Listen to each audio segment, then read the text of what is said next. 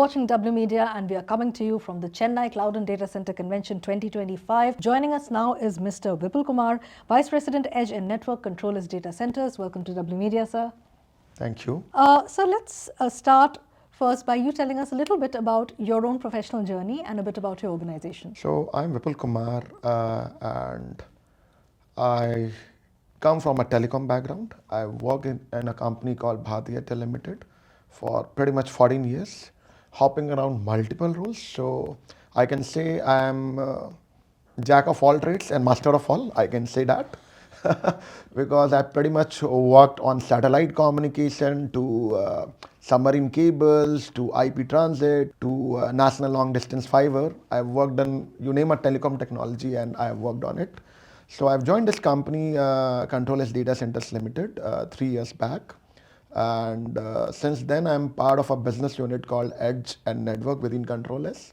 And I am leading couple of markets, edge markets in CtrlS. Patna, Lucknow, and Ahmedabad are a few of the markets which I'm leading from a overall business perspective. And apart from this, I also lead the hyperscaler network business development within CtrlS. And I also lead business development for global CDN and OTT within this organization. Given the multiple hats you wear, what is your assessment of the network connectivity ecosystem in India through the years? What is your assessment? Okay, so let's go back in time. So I remember the very first internet lease line in India was was provisioned by a government company called Videsh Sanchar Nigam Limited, VSNL, right? That VSNL is now Tata Communication Limited, bought by Tata after government divested it. So during that time, 2 Mbps lease line used to be a big thing. Used to be a big thing, and used to, sell out fortune of money to get that lease line.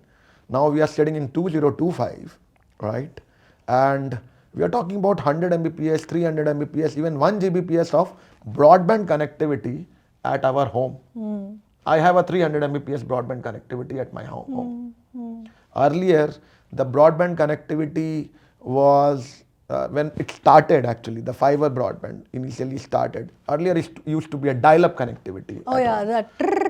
Yes. We still remember it. So, It gives me correct. PTSD to see it in movies even today. Correct. You dial, then you wait, then it gets connected, and then you get some 64 kbps of speed. True. Now we are in fiber world, fiber arena, where we are getting up to 1 Gbps of connectivity. Now the speeds are also at home, the speeds are full duplex. Earlier it was download only, upload was less, but now it's full duplex, right? So it is as good as a lease line. There are several small and medium enterprises in India who have not taken dedicated lease line connection. They are running their show using a broadband connection because that is more than sufficient for them, for a MSME segment. Why would he go and sell out 5x or 10x the money on a dedicated lease line connection, right? So that is a evaluation we are talking about, 2 Mbps to 1 Gbps of connection at home. Now I would also say 100 gig is the new 10 gig. Everybody is talking about 100 gig nowadays. That's ambitious though. Because I come from a telco background, I have seen that evaluation. Everybody, you go to any large enterprises also, now they are talking about 100 gig. 10 gig, every Tom, Dick and Harry is buying 10 gig nowadays. Obviously not the smaller, very small and micro segment players, but a mid-sized company or a large company, they are going for it because now the bandwidth prices in India, internet is a commodity now. Yeah. Network An essential commodity. Yeah, network is becoming a commodity. Remember a time, maybe hardly 8 or 9 years back, 1 gig internet in India used to sell at, dedicated lease line I'm talking about, used to sell at 65 lakhs per annum. Now it is, 10 to 12 lakhs. So it's affordable, right? So anybody can buy it. Even a mid-sized company can afford 1 gig of connection, right? 1 gig of connection was at 65 lakhs versus that connection at 10 lakhs. It's affordable. Now So this is all about internet. Now let's go back on submarine cables, right? So they were only historically they were only Tata Communications, which is Videsh Sanchar Nigam Limited, used to had submarine cable landing in India. So first one was in Mumbai, second was in Chennai, and then I believe Airtel was the first private player to go ahead and invest in I2I. That was a cable connecting Chennai to Singapore. That was the first private investment in submarine cable. And then today you see we are sitting in Chennai, right? There are 7 cables which are landed in Chennai. 2 cable work under progress. Third cable already announced by a hyperscaler giant, large cable. So another 2 will be live by 2027. The third will go live in 2028 or maybe 2029. So we are talking about 10 cables in Chennai itself. I'm glad you brought up the submarine cable system because you're right, big announcements have been made. The CVMe cable has landed here. The MIST cable has been commissioned as well. So if you look into the crystal ball, say 5 years from now, how is this going to impact Chennai's connectivity ecosystem? What more is going to happen? What do you foresee? Very simply, if I put it, every submarine cable which lands in any port city across the world, it brings development along with itself, right? So there will be ecosystem development in terms of newer internet exchanges which will come and open in the city. There will be, for every cable which is landing, you need data centers because now you will be consuming more data. So you need data centers, right? So it is a chain reaction. When there is a submarine cable landing, then there will be data centers. There will be internet exchanges, there will be content players, there will be cloud on ramps player who will be coming and co-locating in that city. It's all interrelated. But given this interconnected nature of things, if one thing goes wrong, it has a domino effect as well. And in order to avoid that, I'm sure you have identified some gaps in the system, in the network connectivity system as a whole, the connectivity ecosystem. What would you say are some of the big gaps that need to be addressed urgently? See, I'll tell you, though now the government policies are very supportive, but still we are far off. If we compare India from a policy perspective, and if you compare countries like Singapore and Marseille, which are cable landing hubs, we are very far off. So there is a lack of single window clearance when it comes to landing cables in India. So there is a plethora of permissions which is required. You need to go to defense to take defense permission to lay cable in Indian waters. Then to establish a beach manhole, you need permission from environmental authority.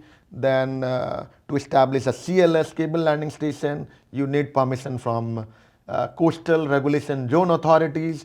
So it's like all scattered, right? Though there is a single window clearance system, but you go and apply there, but still it goes to different departments. So it's single window clearance for namesake. Still you have to coordinate with multiple departments. And there is a lot of bureaucracy which comes into play. You cannot go and talk to those guys and get the work done. So there are a cartel of retired professionals, maybe 4 to 6 of them, right? And they are running the show. They don't allow anybody else to get into the system. They're gatekeepers. They are gatekeepers. Oh so my God. you go, you have to hire them. Otherwise, you'll never be able to get all those permissions. So it's hard. It's difficult. Still difficult. Any global company who want to start a company in India and if they want to land a cable in India, it's not that easy. That can be very off-putting as well, right? Dealing with bureaucracy, dealing with corruption. You didn't call it that, but let's be honest, it is corruption at the end of the day. If you go to Singapore, you get a red carpet treatment. You go to Marseille, you get a red carpet treatment, right? Because at the end of the day, you are investing in the country's infrastructure, right? True. So that is one thing. So single window clearance is lacking. Then, this coastal availability of the coastal land is in scarcity, right? So either it is owned by private firms, or either it is not suitable for landing cables, Yeah. right? So what other countries which are cable landing hubs follow? They follow a policy called port-based landing policy.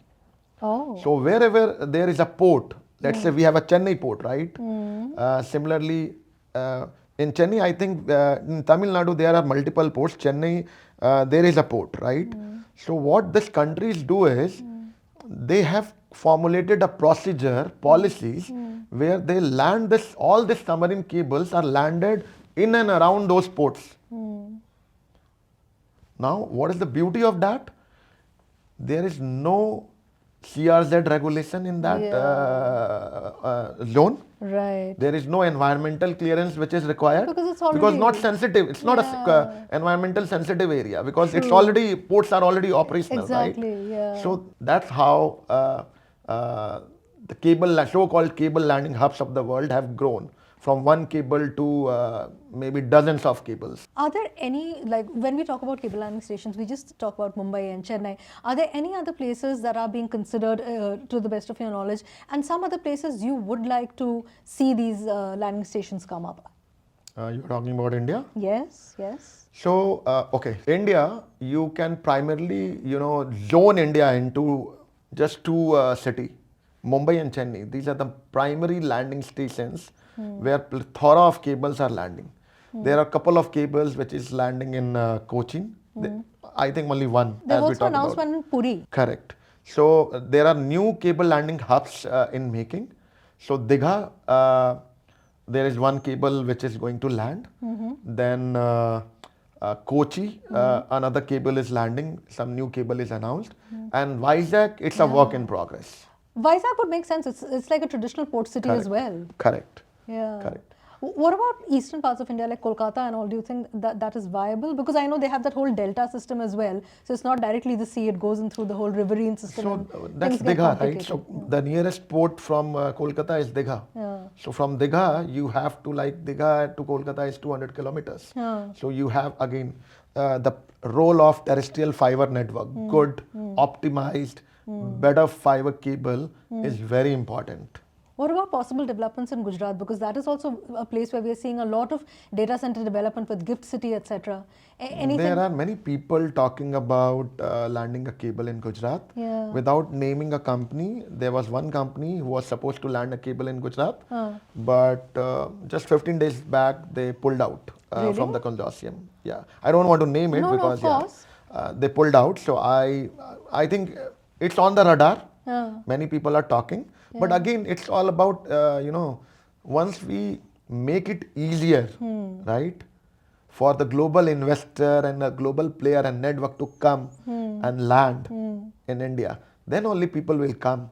Today, this cable landing station, it's a monopoly, duopoly, or triopoly kind of thing. Yeah. Only the larger Very few players players, are lobbying with government and owning all these landing stations. But it doesn't make sense because there's opportunity for everyone. And Gujarat is one state which has been getting a lot of international attention, not just now, for the last 20 years. It's a manufacturing hub, people are into e-commerce, everyone is just so enterprising. So it would make sense to have a connectivity ecosystem in that state as well, right? You are very correct. There is a concept called open cable landing station, Yeah. which is gaining a lot of traction outside of India, Yeah. right? Yeah. Where it's a kind of plug and play cable landing station. Yeah. You create the backhaul, you create the fronthaul. So just for your information, fronthaul is the infrastructure towards the sea, Yeah. and backhaul is the infrastructure towards the DC. landing station, Yeah, okay. right? Yeah. So they keep this common infrastructure ready, the backhaul, the fronthaul, the beach manhole, and small data center where the cable actually gets landed and then gets distributed to several other data centers, right? And it's a plug and play model. Anybody can come, just rent a couple of rack space, rent the fronthaul, rent the backhaul, and land.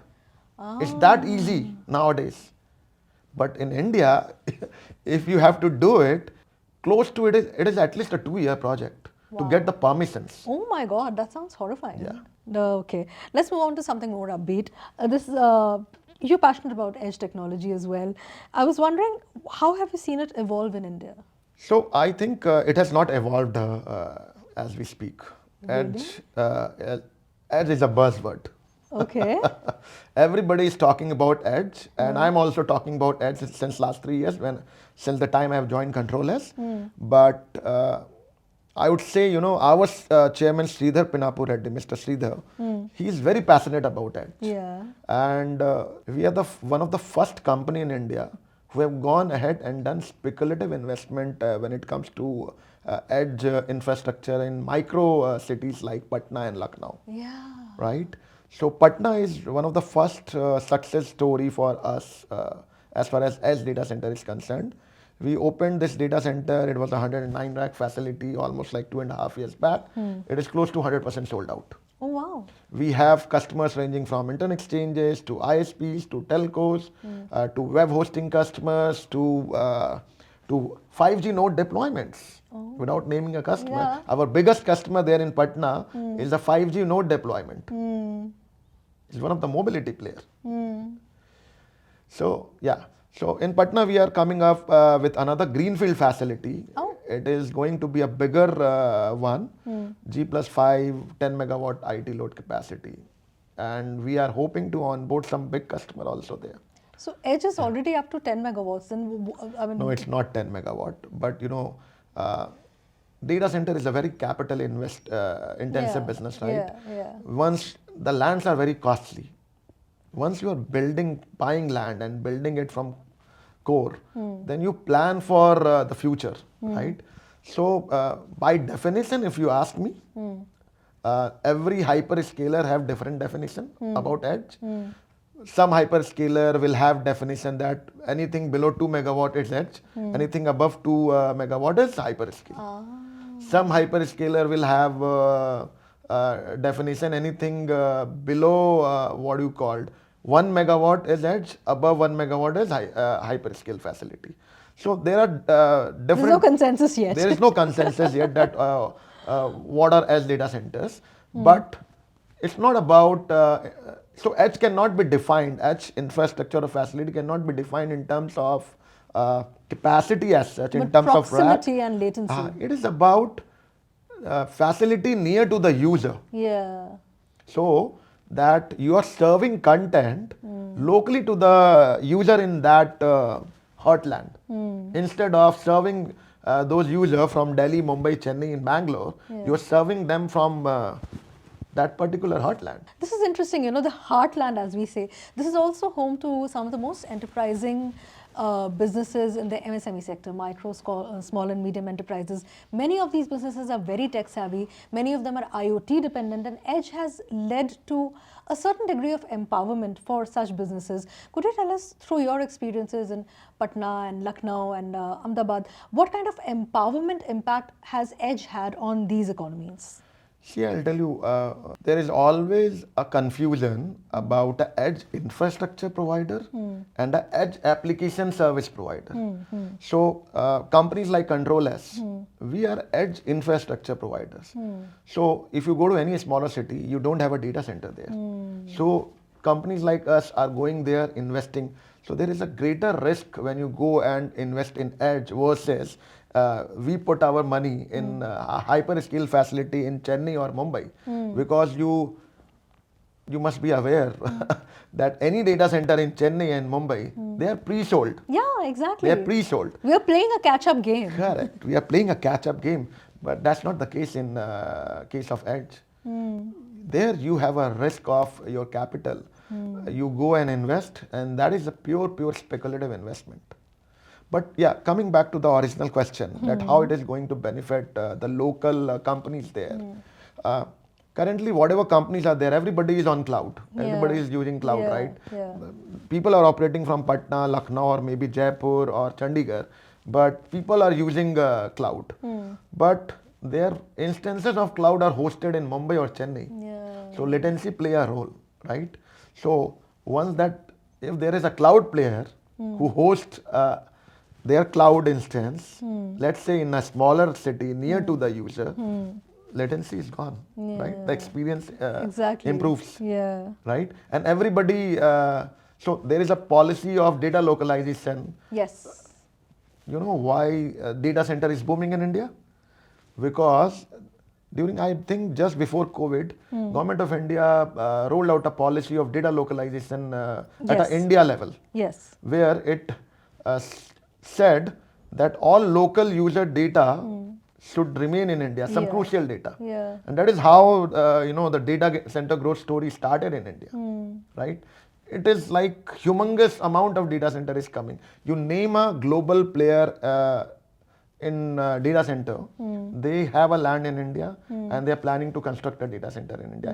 Even the real estate player who doesn't know anything about data center, they are thinking it's a real estate game. They are also investing in data center. Maybe they don't know how to run it, but they are doing that. But as an asset class, it's very different. I'm sure at some point they'll have a reality check of They sorts. have. So I think there was a interview from one of the famous CEOs. I was going through that, and he was telling that this real estate player, they are not building data centers because they don't know how to design data centers. Yeah, Right? the design and build is very different. It's not like you can take a commercial complex and repurpose it and just turn it, like put racks in there. Correct. Yeah. So that is also happening in India. Also, there are some real estate player. There are certain global real estate player also, right? I cannot name and say anybody, No, of but course. everybody is because everybody want to capitalize on the opportunity of humongous growth of data center in India. Data center in India, data center capacity is projected to grow at a CAGR of approximately 20% Yeah, yeah. in India. Chennai is projected to grow at 22% CAGR. As we speak, by end of this 2025, Chennai will be standing at around 202 megawatt of capacity. True. And it is projected to grow to around 500 megawatt Yes, plus yes. by end of 2030. Yeah. That was published in the latest research paper. Yes, yes, right? yes. By SOCHM and PwC. That's right. So things are evolving, and from an edge perspective, definitely. So now again, I'm talking about data localization policies. yes. Now, state government are very particular about data center in their state. So we are getting a very warm welcome from all the state government when we go and talk to them that we want to open a data center in your state. It's kind of a very red carpet treatment they are giving, preferential allotment of land and low cost land. Those supports we are getting Okay. from the government, right? Because they also want digital infrastructure to grow. Because it's not only about caste politics in India. Now people are literate in India.